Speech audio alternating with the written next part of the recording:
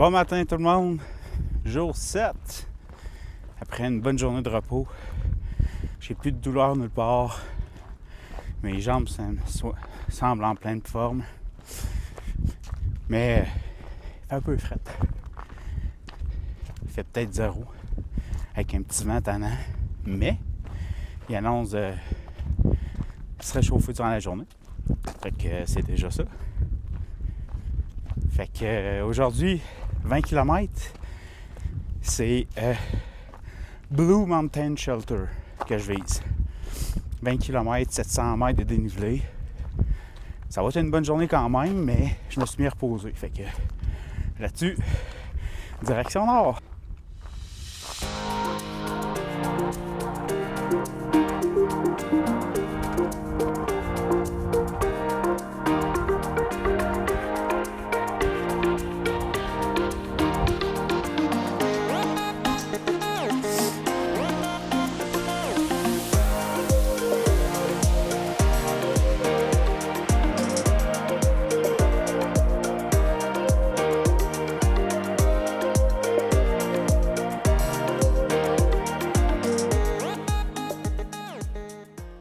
Rebonjour!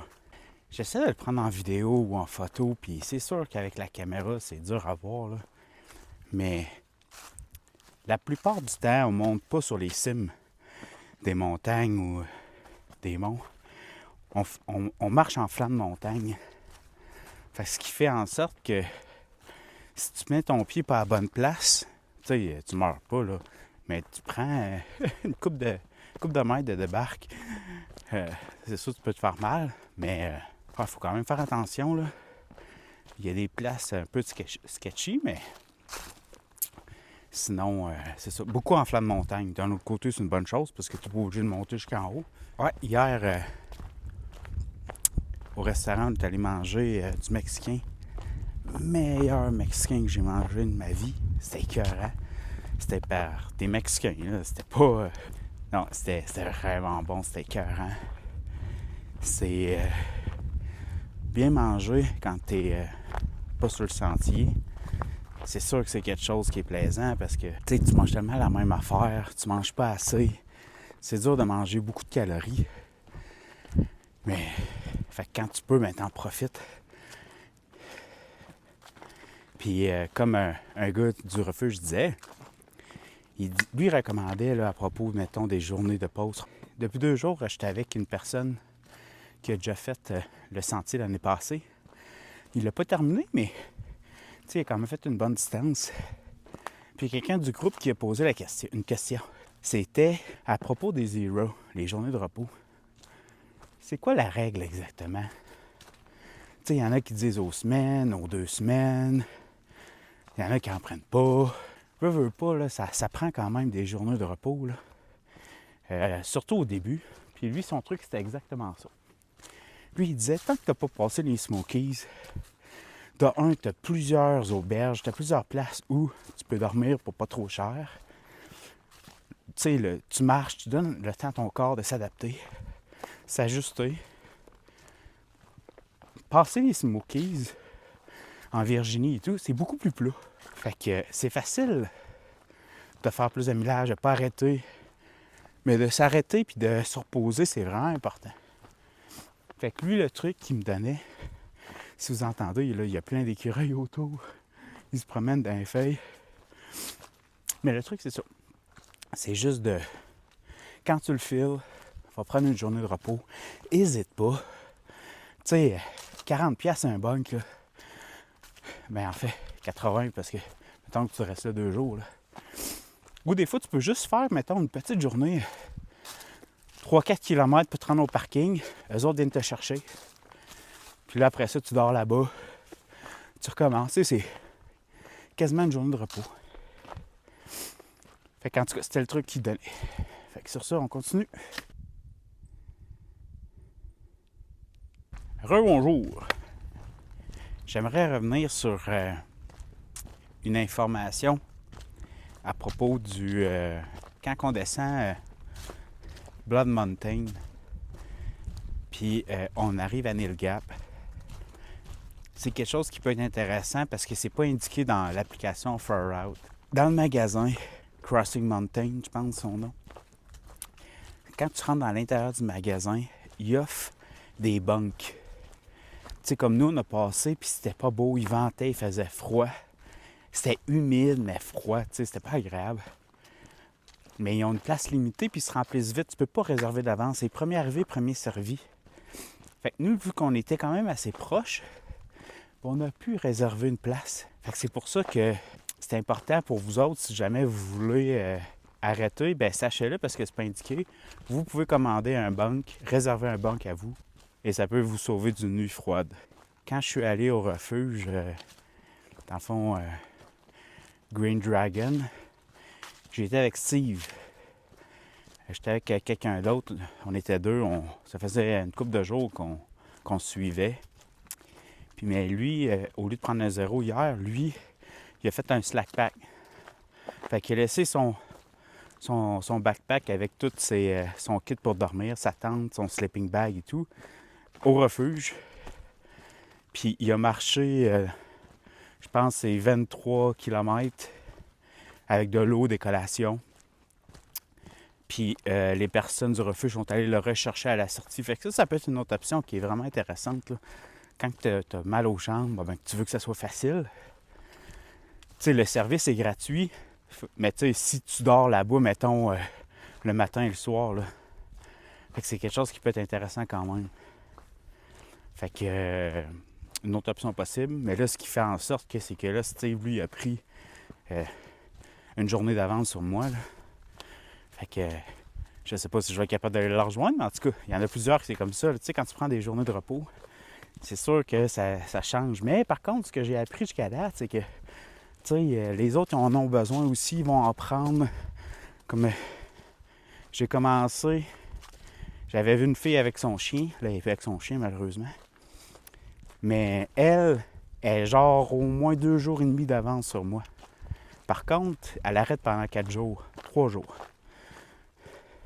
Fait que, tu sais, je vais être bon pour la rapprocher, ou du moins me rapprocher ou la rejoindre. Fait que, c'est tout le temps ça qui arrive, c'est... Oui, on se perd de vue, puis à un moment donné, on se recroise quelque part, à une place. En tout cas, à date, ça fait ça. C'est sûr qu'avec les millages, je pense qu'à un moment donné, t'en perds de vue. Là. Je pense que c'est déjà le cas. Mais par contre, on ne sait jamais. À date, l'expérience avec sociale est vraiment cool. Les gens sont curieux. C'est pas désagréable, c'est vraiment cool. Tu sais, je m'étais fait parler de ça. Oui, ça m'intéressait, mais c'était pas l'expérience que je n'ai cherchée. C'était plus l'aventure de marcher dans le bois, dormir dans le bois, pas avoir de plan trop, essayer de voir vers où tu t'en vas, mais sinon, sans plus. Là. Mais là, l'expérience sociale est vraiment intéressante. Je pratique encore mon anglais. Puis l'autre chose aussi, c'est quand tu marches en sentier, les gens n'utilisent pas leur prénom. Ils se font donner par des autres personnes, on appelle ça des trail names. Puis tu peux refuser le prénom qu'on te donne. Moi, Steve m'avait donné Winger. À cause que j'avais dit que j'avais joué au hockey, puis j'étais allié gauche. So, left winger. Mais je sais pas si c'est l'accent, Steve. Je sais pas si c'est l'accent que j'ai. Mais à chaque fois que quelqu'un demande mon nom de trail, que je dis winger, il commence à se faire la danse des canards. Là. Je dis à Steve, ça marche pas pantoute, ce style nom-là. Là. Ils vont me faire rire de moi jusqu'à toute l'été.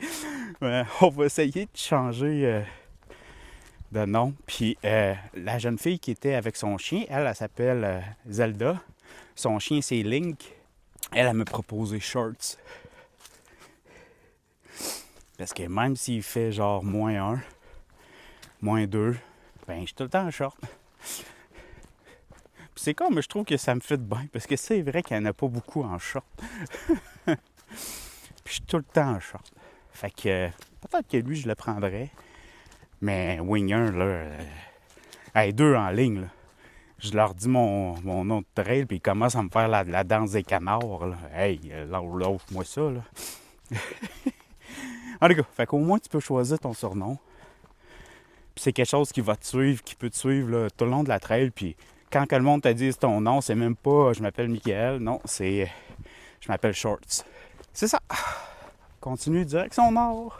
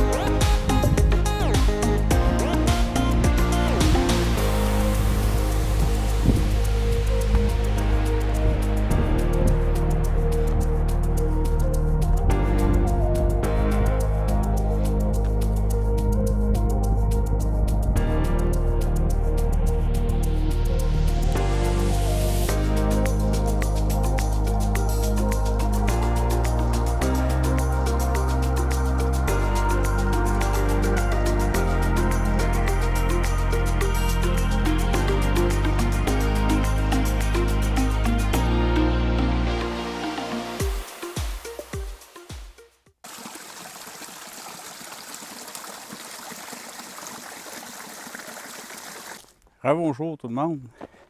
Jusqu'à date, la journée, ça passe super bien. C'est tant mieux parce que c'est la journée la plus longue que je fais jusqu'à date. 12 000, fait que environ 19 km.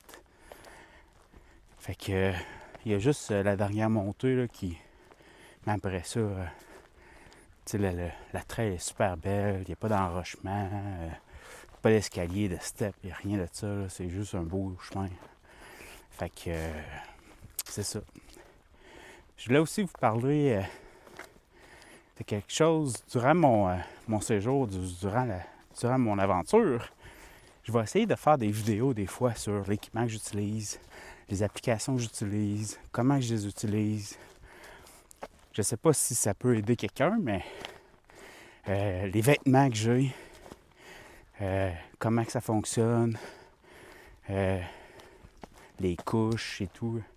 Fait que c'est sûr que pendant mon été, je vais avoir le temps là, de passer un peu à travers tout ça. Fait que si vous avez des questions, n'hésitez pas. Ça va me faire plaisir de vous répondre. J'ai été capable de garder mon numéro de téléphone du Québec. Cette heure, il y a plus de forfaits, là, Canada, États-Unis, Mexique. Puis j'ai gardé mon 100 GB. Si jamais je veux uploader des vidéos, ben écoutez, si je veux écouter des vidéos quand on n'a pas le Wi-Fi et qu'on a du signal. Fait en tout cas, tout ça pour dire que si vous avez des questions, n'hésitez pas. Ça va me faire plaisir de vous répondre du mieux que je peux. Fait que sur ce, direction nord.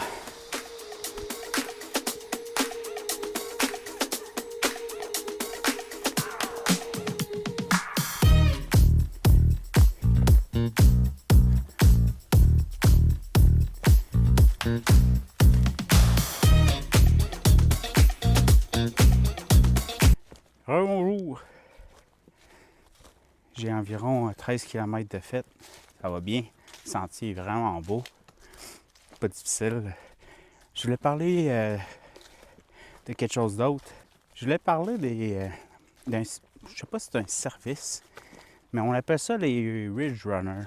Les Ridge Runners, c'est des personnes qui travaillent sur le sentier, pour le sentier, puis qui accompagnent les personnes qui font la traversée. Fait que si t'as des questions, point d'eau, si mettons il va te manquer de point d'eau à telle place, ils vont t'informer, ils vont te donner des distances, ils vont te parler du terrain, quoi faire, pas faire. S'il y a une interdiction de feu, ils vont le dire. Tu sais, ils sont vraiment là pour accompagner. Tu sais, c'est surtout les débutants. Tu sais, en fait, tout le monde a besoin d'informations, mais encore plus ceux-là qui débutent. Des fois, tu as des interrogations. Tu sais, comme celle-là que j'ai croisée était au shelter où je m'en vais. Fait que, tu sais, elle est vraiment là... elle peut vraiment me dire le pouls vraiment de qu'est-ce qui se passe là-bas. Fait que je pense que c'est ça dans tout l'état de la Géorgie.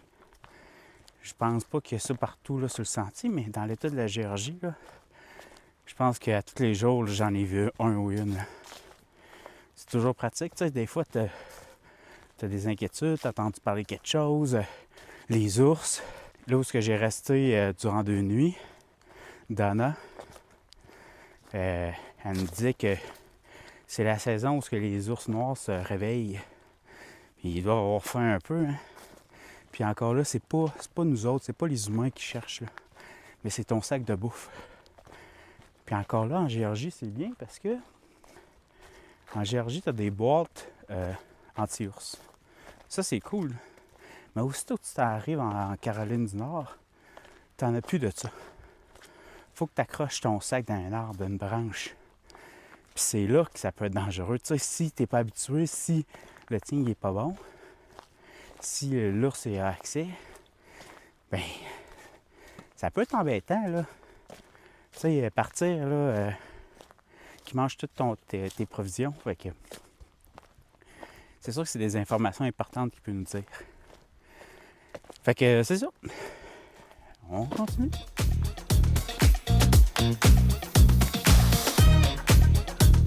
Salut! Comme vous avez pu voir, ou vous pouvez voir, des fois l'eau qu'on a, c'est pas toujours un beau ruisseau, une belle rivière. Des fois, c'est une petite coulée, puis c'est ça. Si on n'est pas capable, je me suis amené une bouteille que j'ai coupée en 2 pour pouvoir aller collecter l'eau là, si je suis pas capable d'aller la chercher avec mon sac. Des fois, il faut faire preuve de débrouillardise. Mais ça, le débit était quand même bon. C'est juste que on n'était pas over, disons. Bon, mais sur ça, je savais d'arriver au camp. J'arrive, je vais monter ma tente, placer mes affaires, relaxer, sûrement sortir mon hamac. Puis après ça, peut-être parler avec d'autres personnes ou relaxer. Là. Il va être environ 2h30. Ça a quand même bien été. J'ai quand même fait 19 km. Mais là, j'ai mal aux pieds. C'est normal, tu sais. C'est la première fois cette année que j'y en demande autant. Demain, je vais essayer de respecter le 10 000, le 16 km que je m'étais donné. Fait que c'est ça. À plus.